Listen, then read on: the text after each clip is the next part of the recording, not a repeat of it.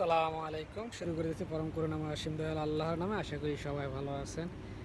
এই যে অপেক্ষার পহর কখন শেষ হবে, এই অপেক্ষায় থাকতে 3 থেকে 4 ঘন্টা যাবত অপেক্ষা থাকতে হয়। ডিউটি শেষ হওয়ার পরে এই যে গাড়ি এখনও আসে না, এই জন্য দেখেন এই যে বাইরে দাঁড়িয়ে আছি। গাড়ি আসবে, তারপর আমি চলে যাবো। প্রতিদিন 12 ঘন্টা ডিউটি হইতেছে, খুবই খারাপ লাগতেছে। শরীর আর সহ্য দিতেছে না, ক্লান্ত শরীর হয়ে গেছে, আর ভালো লাগতেছে না এই ডিউটি। কবে কোম্পানি ছাড়বো এখনই পরিকল্পনায় চলতেছে, জানি না। দেশে থেকে ঘুরে আসি, কারণ এখানে থেকে এখন ক্যান্সেল দিলে আবার আমার 1-1.5 বছর পরে দেশে যেতে হবে। সেই জন্য চিন্তা করলাম না, দেশ থেকে ঘুরে একবার একটা ঘুরান দিয়ে আসি, আসে পরে ক্যান্সেল দিয়ে বাড়ি যাবো অন্য কোম্পানি। তার নয়তো এখান থেকে অন্য কোনো দেশের দিকে ট্রাই করবো, চেষ্টা করবো।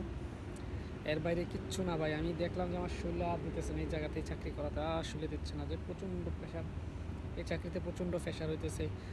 অপেক্ষার প্রহর যত চেষ্টা করি শেষ করার জন্য, শেষ হয়ই না।